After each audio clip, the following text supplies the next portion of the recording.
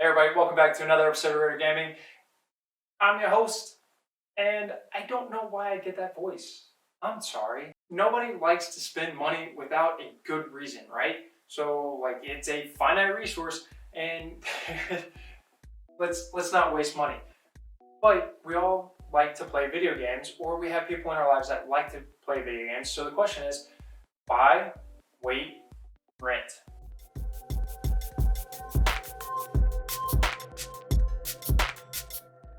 Hey everybody, welcome back to Ridir Gaming. I really don't like wasting money, so that's where this video is kind of coming from. So the question that a lot of people have when they're either not a gamer or when they're buying for a gamer is, should I buy or should I wait or should I rent or should I do something else? Because I just don't know about this topic or this brand. So let's talk about the Xbox One. Should we buy it? Should we wait? Which version should we buy? And what are the benefits of doing it? Real quick, Xbox has sold a little bit over 40 million units. They have Xbox Live One Gold. They have Xbox Live One Silver. They have a ton of games. They have over 2,000 games, over 500 backwards compatible games.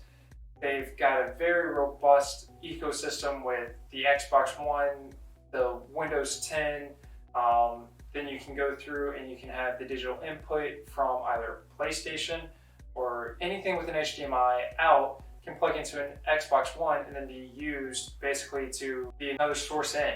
So you basically have HDMI pass-through for the Xbox One, and you can also control your cable box through your Xbox One and it integrates seamlessly. So what the Xbox One did is it created an ecosystem of your home entertainment.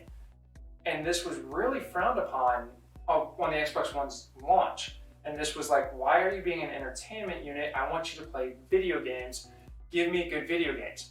So that is where Xbox One has failed, was originally for the first few years, it had a couple decent video games, but nothing that really stood out and shined. It did really well at this home ecosystem, but it packaged the Kinect with it. The Kinect is an ultimate failure. The two aspects of the gaming console, just one of them has come to fruition, has done very well, and the other one is now catching up, and it's been a 2-year project for Xbox to catch up in being a gaming console. Unfortunately for the Xbox One, this means that it just did not sell well. In fact, it sold less than half of the PlayStation 4.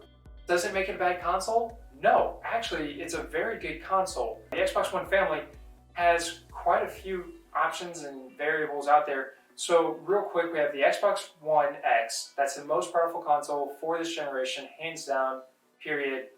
There's nothing else. It does 4K, it's got the most power, it's got the most teraflops worth of processing for graphics, and it's just a very robust piece of hardware. Then you have the Xbox One, which is your baseline Xbox. It's great. There's not much wrong with it. It's just a little old. The Xbox One S, which is slightly more powerful than the Xbox One just because it's a tech refresh, but it's also slimmer. You know what? I actually kind of prefer this to the OG Xbox One. But if you have an OG Xbox One, is it worth upgrading? Probably not. And then the new addition to the family is the Xbox One discless system. A lot of people kind of scratch their head at this, like, why wouldn't I have an Xbox One with a disc tray? Well, it's kind of the same way that PCs have gone recently. Not a lot of PCs, custom built or OEMs from some factory, Dell, Lenovo, whatever, your disc trays are going away. DVDs and CDs are pretty much going away. Now, some of them still have Blu-rays and DVD combos, but it's just not as common to buy the physical media because in the United States and in some Eastern countries, you have great internet. You have fantastic speeds, and the manufacturer, the game developers, the game publishers are relying on that internet to actually push out day one patches. Does it make sense to buy an Xbox One discless? User preference. I can't say no. It doesn't make sense for me and my family because you have a ton of the games still on disc because we bought them with the original console before we actually had that great internet where we can download full games. Now we have great internet and I download most of my games, but I run into the fact that I don't really own the games anymore at this point in time. If the servers go down, they're done. I can't pull them past what's on that hard drive. If that hard drive ever fails, I lose those games permanently. At the price point of $500 for the Xbox One X, I always wait for a sale.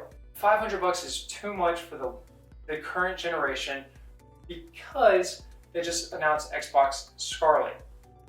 Basically, Xbox 2 is the name that I'm going to go with pretty much going forward after this video. Is Xbox Project Scarlet is going to be the Xbox 2. I don't know what the actual name is going to be. I think it's going to be Xbox 2.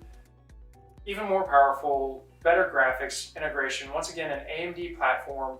Yeah, I think it makes sense to wait for the Xbox Project Scarlet instead of getting an Xbox One X, unless you get an Xbox One X at a really good sale price. I'm thinking somewhere around $300 bundled with a game. That makes the Xbox One X worth it. It is the most powerful console you can get. It integrates very well with your whole home ecosystem. You can actually stream from your Xbox One to your PC. So streamers out there, I've done this personally. I will be playing an Xbox One game and I go directly to the PC, stream it to the PC, I use OBS and I capture the window for the Xbox display on my PC, and then I stream it. I have all my overlays and I don't have to run a capture card.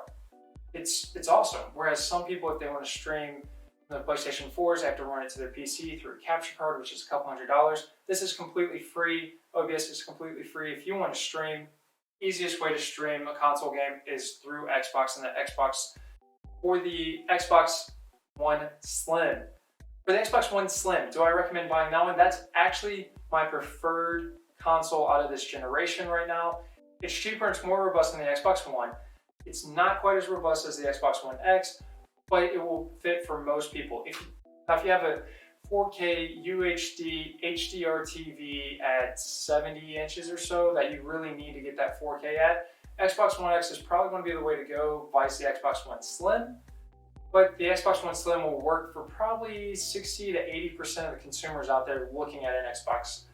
Plus, it's not going to take out as big a chunk from your budget as that Xbox One X, and you can kind of save up for the next generation.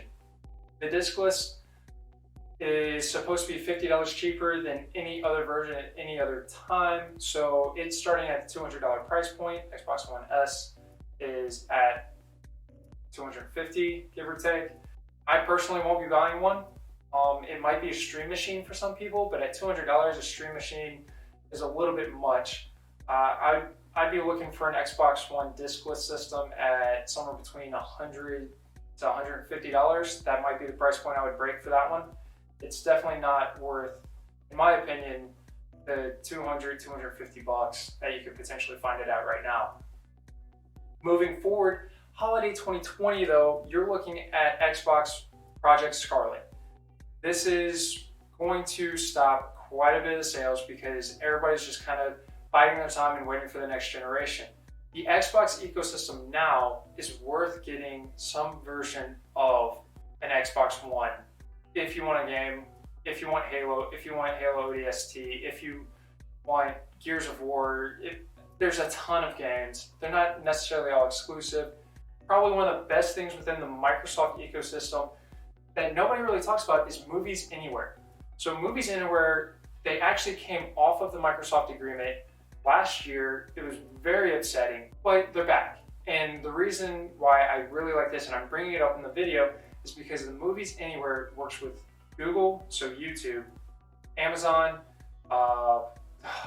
it works with all these companies. And the reason why it works with them is you can literally purchase a movie on your Xbox One and you can play it on your tablet through a different app, such as YouTube. So if I'm sitting on YouTube and I'm at work and I just want to play something in the background, I'll literally go to my purchases tab, and something that I bought on my Xbox One will be on my YouTube purchases tab, and I can watch that movie. This is a phenomenal crosstalk platform between everything. And this is what Xbox is really looking to do, is to integrate every system across the functions for a better end user experience. And this is where I give Xbox and Microsoft the leg up on PlayStation and Sony, is because they want to integrate, and they've made strides with Nintendo to do integration and cross-platform play. So there's two big games that have also done cross-platform integration. One is Rocket League and the other one is Fortnite. There are more games out there that do this, and please don't get mad at me for not including them. Those are just the two off the top of my head. I really am excited for the fact that Microsoft is pushing for cross-platform play. It makes more sense for them financially and business-wise because they only sold half the units that PlayStation did, but it makes more sense for the consumer to have cross-platform play and not have exclusives per console. I know people are going to be upset because I just said not have exclusives per console. You're still going to have exclusives per console. Don't expect to see Halo or Gears of War go to PlayStation or Nintendo necessarily.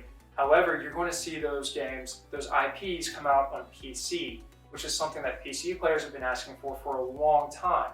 The other thing with Xbox Live Gold is you're paying for the service and you're not being the service. What do I mean by that? I mean, we're paying for something and then we can kind of, to a degree, restrict how much that information is being sold. Xbox and Microsoft accounts, there's some marketability with that, but you have to read through the end user license agreement, and I really don't want to get into that in detail because that's a lot of legal stuff and I don't want to give you the wrong information. So in summary, what do I think for the Xbox market system? Xbox One X, if you can find it on sale. Xbox One Slim, yes, that is my preferred console right now out of the Xbox family. If you can find it on sale, even better. The OG Xbox, only if you're a collector at this point in time. It's outpowered by everything else in the system. And then the Xbox One discless, if you want to go through and have that discless streaming machine and you can find it at a lower price point, I'm thinking $150 or less. It makes sense. Go for it and do it. Do me a favor though, let me know what you're thinking on if you're going to buy an Xbox One before the Xbox Project Scarlet comes out, and if so, why you're going to buy an Xbox One.